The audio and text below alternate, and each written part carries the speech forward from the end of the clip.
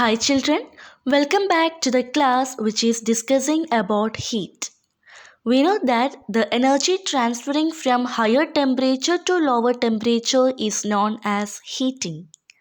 Heat can be transmitted through solids, liquids and gases. There are three distinct ways in which heat flows. These are conduction, convection and radiation. Conduction is the process of transfer of heat energy in solids from one molecule to another without the actual movement of molecules. Convection is the mode of transfer of heat in fluids wherein the molecules actually move from one part of the fluid to the another. The transfer of heat from a hot body to a cold body directly without heating the space in between and which does not require any medium is called radiation. Now let us see an example for conduction. If one end of a metal spoon is placed on a flame, the other end gets heated after a while. This happens because heat energy is transmitted from the heated end of the spoon to the other end without the actual movement of molecules of the spoon. The molecules in a solid are tightly packed but are free to vibrate. When a solid is heated, the molecules of the solid in contact with the source of heat vibrate faster. These vibrating molecules collide with adjacent molecules and transfer their vibration or energy. Thus, heat energy is transferred from one molecule to the other. This is how heat is transferred from a hotter to a colder part of the body. Based on conductivity, materials can be classified into two. They are good conductors of heat or thermal conductors and bad conductors of heat or thermal insulators. All metals are good conductors of heat. Silver is the best conductor of heat. Some other good conductors of heat are copper, aluminium, gold, and iron. Glass, mica, cotton, cork, wood, asbestos, plastic, etc. are some of the bad conductors of heat. In addition to these solids, all liquids except mercury are bad conductors of heat. Air and water too are bad conductors of heat. So far we got the examples for good conductors and bad conductors.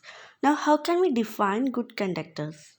The substances that allow heat energy to flow through them easily are called good conductors of heat or thermal conductors. And the substances that do not allow heat energy to flow through them easily are called bad conductors of heat or thermal insulators. There are many applications of these conductors and insulators in our daily life. Let us see them. The cooking vessels which are made of metals are examples for conductors. Even the copper tubes which are used in automobile radiators and cooling coils of copper which are used in refrigerators and air conditioners are also example for conductors.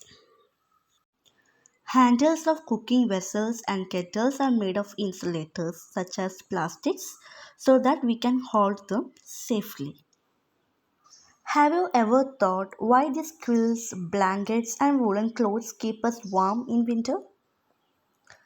Because they trap air in between our body and themselves. Air being a bad conductor, it does not allow heat from our body to escape to the surroundings and thus we stay warm. And even we can observe that the ice which is kept in ice boxes, it won't melt easily.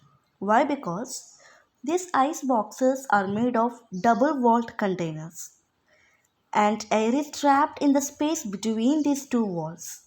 As air is a bad conductor of heat, it does not allow the outside heat to enter the box and the ice does not melt. Because of the same reason itself, the igloo, it will also be always warm. because the air is trapped in snow and it acts as insulator and does not allow any heat from inside to go out. That is why the natives of Alaska make igloos from snow.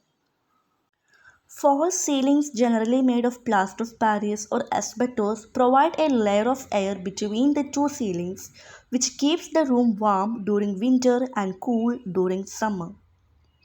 So these were some of the application of conductors and insulators. Even if we are looking around, we can see many applications in our day-to-day life. That's all for today. Thank you and have a nice day.